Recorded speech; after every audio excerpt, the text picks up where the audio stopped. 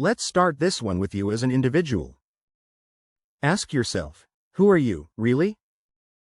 As a human individual, one must always remember that all human knowledge is related to every field, whether it's related to religious beliefs and spirituality, science, technology, mathematics, or medicine. Right up until the present day, nothing remains incomplete. Why are we constantly learning and inventing new things? It's because of the human individual's continuously evolving nature and their potential. You can believe wholeheartedly in anything and live accordingly as an individual, but realities are much broader than just our inherited or taught knowledge. Not only is what we have learned insufficient, but with our evolving nature, there is no cap, ceiling, or limit. Whether it comes from our constitutions and religions, all human knowledge has not been, is not, and never will be completed for humanity. For the individual, however, due to mortality, it's a different story. It's very important for the individual to be flexible and keep room for learning new things. Whether God exists or not has never been the real issue. In actuality, it's human wisdom that has the potential to assist the human individual in living a mortal life with hope, optimism, happiness, and contentment. The wisdom of God is highly personal and individual, so both its benefits and harms are for each of us individually.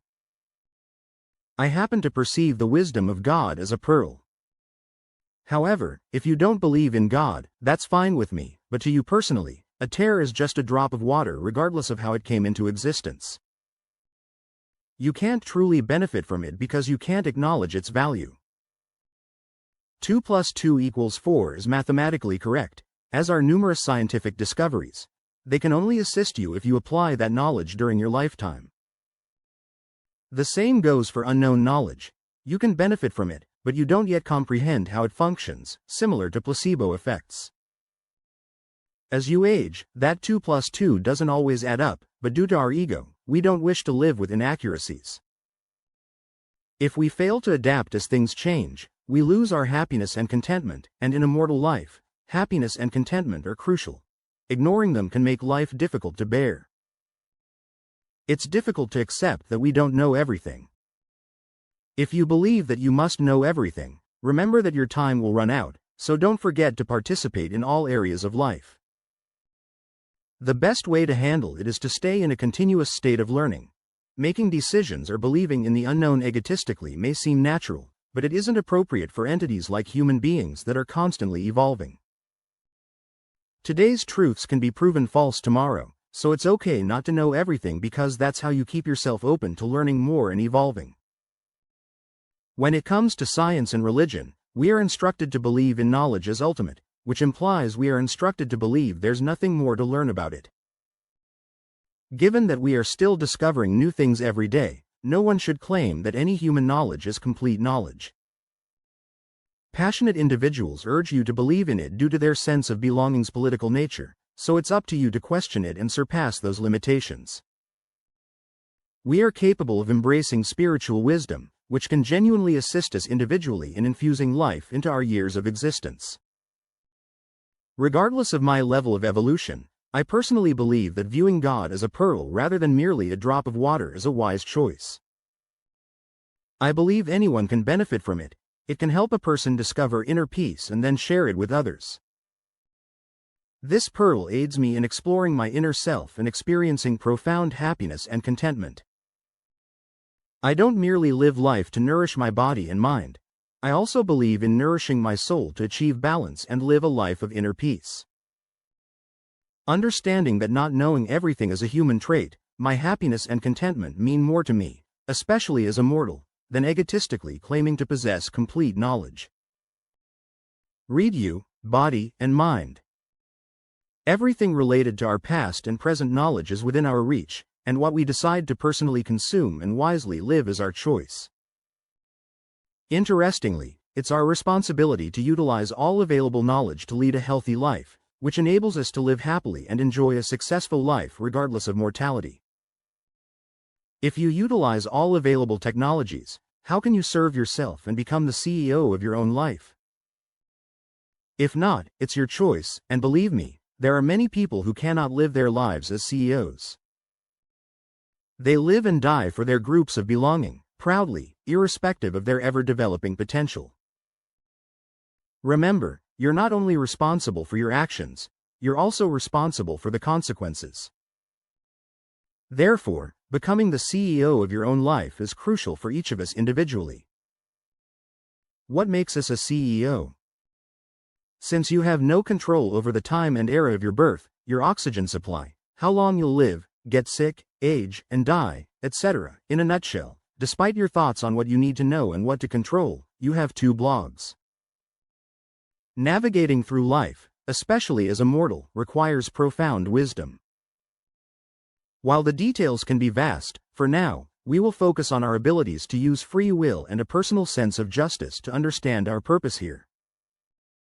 What is the purpose of our existence, and in the grand scheme of life, what is our real value as individuals?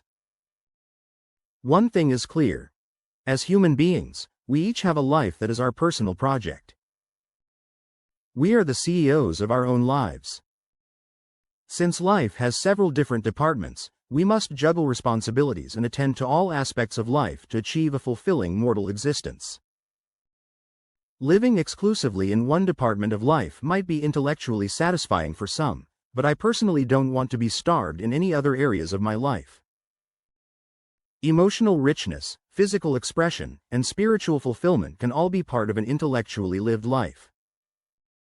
Let's consider this example to clarify a complex problem humanity has faced in the past and continues to struggle with today: our passionate political allegiance to our groups. This sense of belonging can override an individual's CEO status. If you lose your personal identity and sense of justice, becoming prejudiced and discriminatory because of group politics, you are not respecting the CEO status you received from God before birth. If you believe you are solely what your group calls you to be, you have forgotten your true identity as a human being. When born into humanity, you are first a human being. Labels such as boy, girl, black, white, Muslim, Christian, or any nationality are secondary. Regardless of these labels, you are first and foremost a human being. Believing you are defined by your family, color, gender, race, community, nationality, or religion connects you to prejudice and discrimination. Look at yourself genetically, scientifically, and spiritually to understand your true nature. You are directly connected to God and called a human being before any other identity, even before your name. Metaphorically, as human beings, we are part of God's body, and we make God's spiritual body function physically. Picture yourself as a cell in a human body. You receive oxygenated, nutrient-rich blood to keep you functioning and alive, and in return, you keep the body functioning. This analogy explains why and how you should have a direct relationship with God. God is not a conventional figure pulling our strings from above. There is much more than what politically tainted religions have taught us. Spirituality has suffered, but today, even ordinary individuals like me are learning about equal human rights and becoming aware of the purity of politics in spirituality. To me, God is an understanding you can personally and individually grasp. It's like a tear rolling down your cheek. Depending on how you look at it, it can be a pearl or just a drop of water.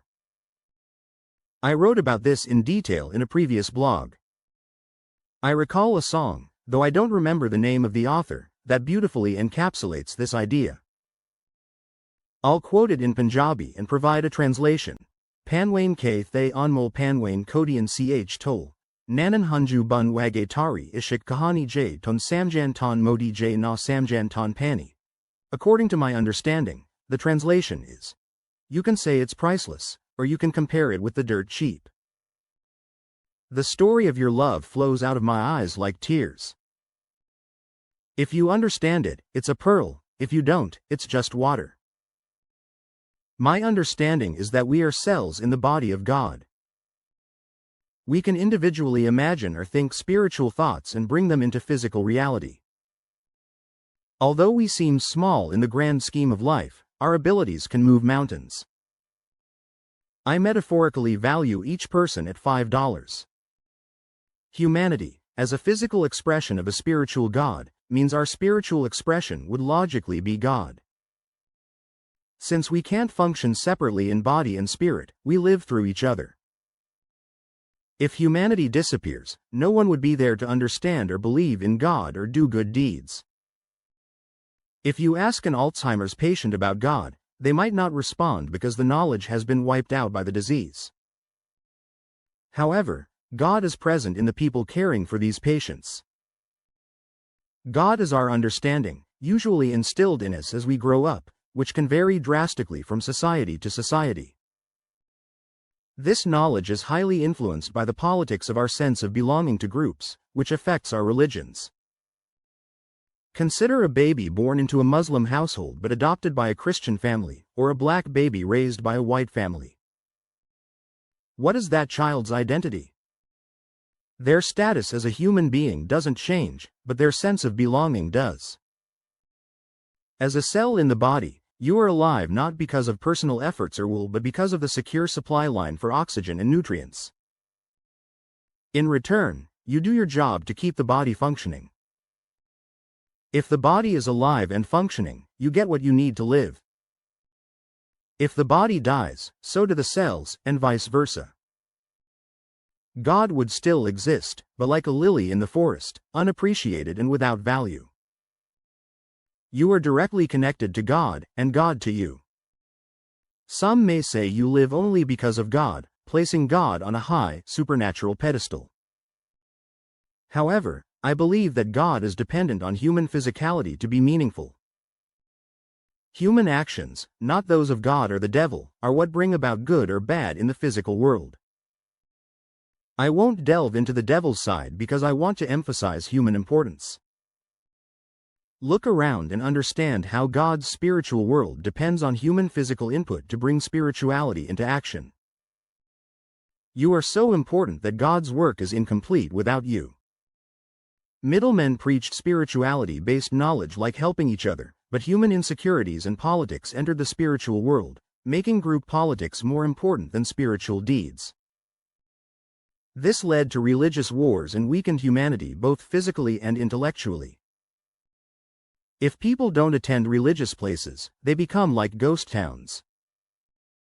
The value of God diminishes due to extremists whose political views, related to nationalism or religion, overshadow spirituality. Middlemen, with their human insecurities, lost the spiritual focus by claiming exclusive access to God for their groups, hurting the true meaning of God. God is not only for a select group but for all humanity. I believe in taking responsibility for my actions and being the third equation. I judge every word I hear. If it is spiritual, I believe it. If it is political, I recognize it as politics, not spirituality. Your life is your personal sheet of music. You can enjoy it as a melody or live a noisy, stressful life. It's your choice, with your God-given free will and sense of justice. You can live scientifically with correct numbers or embrace a spiritual belief system that allows for emotions like love and deep happiness. Humanity is like a body with different types of cells. Imagine a brain cell claiming to be the most important, while the heart, lungs, skin, liver, kidneys, and colon each argue their significance. God says, I need you all to function so I can live in this chaotic but functioning body. For God to be relevant, God needs a human body to live in, and for a human body to live, we need God inside. A building is meaningless without occupants, just like a dead body loses all identities. You are directly connected to God, a metaphorical source, while you are a metaphorical cell. Both need each other to function. Middlemen disrupted humanity's priorities and brought group politics, leading to religious wars. We have been killing God, one cell at a time. Politically tainted religions continue to cause harm. We need to recognize the importance of each individual and move away from group politics. Favoring one group over another removes us from the spiritual world and makes us political beings. You bring gifts from before birth, like free will and a personal sense of justice. Following group philosophies against personal justice is political, including religious beliefs. You are responsible for your actions throughout your life. Work for the preservation of God's body and yourself. If you feel unworthy, look at your connection to God and question your taught knowledge. If it contradicts your sense of justice, you are on the wrong path. You must see God in yourself and others. If you can't, it's because of brainwashing. You are programmed to feel inferior for political purposes. Follow politics to find who benefits from your lack of self-belief. Your life starts and finishes with a purpose, the reciprocal connection between you and the body. You are a subcontractor with free will and a job to do. This $5 metaphor represents your worth and free will, making you the CEO of your life and a subcontractor to God. As a CEO, appreciate your blessings and create balance in life. Avoid living to please or impress others, especially your belonging group. You might end up broken and dysfunctional, like a programmed warrior ant or worker bee. Look at life as a mortal with limited time. Balance all areas of life for fulfillment. As a CEO, find your rhythm for a meaningful life. Respect the spaces in your life, representing God. Speak when it's your turn, as silence doesn't honor God's purpose for humanity. We bring spirituality into physical actions. We make God physically present. Recognize your importance in God's work. Middlemen preached spirituality but became politically entangled. This led to religious wars and weakened God's body, metaphorically. Religions rely on rituals to control followers, but practical help to the weak and vulnerable is the true prayer to God. It is physical beings performing spiritual acts. Now, if you don't speak when it's your turn, there will be complete silence, which I am absolutely against. Regardless of what some religions say, to me, God's wisdom in having living, breathing humanity is to bring spirituality into physical actions. As human individuals, we hold a continuously evolving godly nature, and our potential has no limits or caps. So, staying quiet is not a human thing to do. We are supposed to evolve and bring more strength to God, making God even mightier. We are here for a reason, to transform a spiritual God into a God of physicality. If even God needs living, breathing individuals to fulfill other human beings' prayers, then we, as individuals, should learn to respect and value ourselves. As CEOs, responsibilities land on our shoulders individually. You can't just go to a mosque or church and pray to fulfill the desire for bigger muscles, more money, or power. You have to take charge, join a gym, get a job, and put in personal effort to achieve whatever you want. God can easily say, I gave you a functioning body, brain, and continuously evolving potential, so go use your free will to get what you desire. When you stand in front of the mirror, look through your eyes and connect with the person who lives inside. If for some reason you are not happy being there, you should personally know why. A functioning body and brain alone should be enough for you to be thankful. If you are not, you are looking at the shell and thinking with the installed data, which is biased. It means you have no idea about the power of the individual who lives inside you. A nice, shiny car that doesn't run is worse than a not so shiny but running one.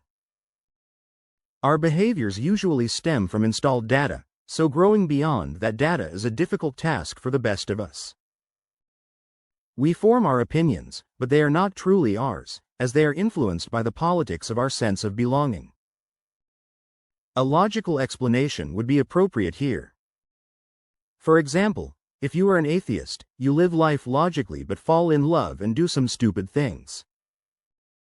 You enjoy them, which makes you a hypocrite because love does not make any sense, yet you enjoy it. If God does not make any sense to you, how do you explain why so many people are able to enjoy God, just as you enjoy love?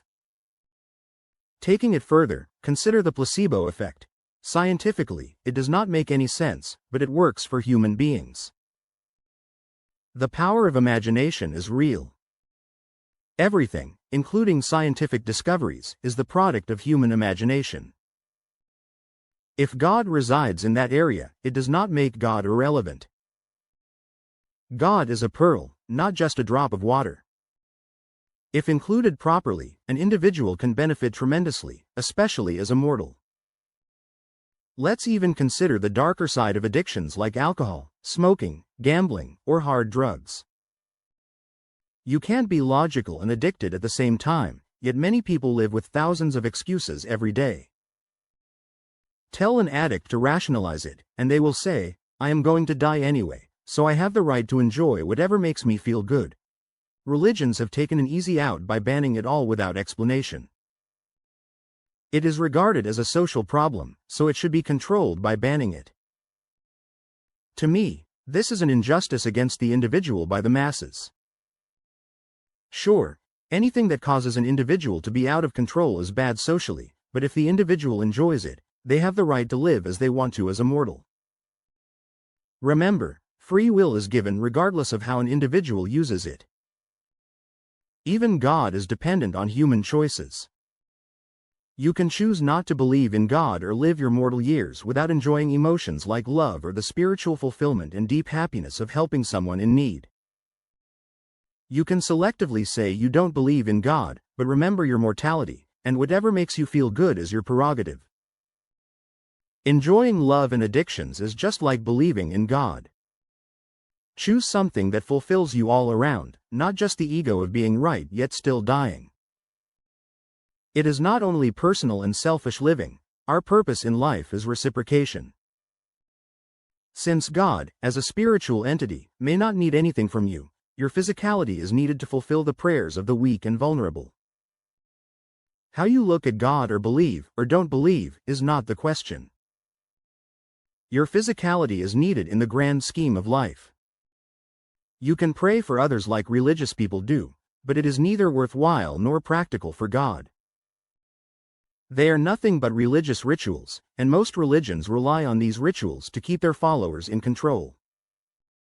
A majority of human beings are attracted to conforming practices for social purposes.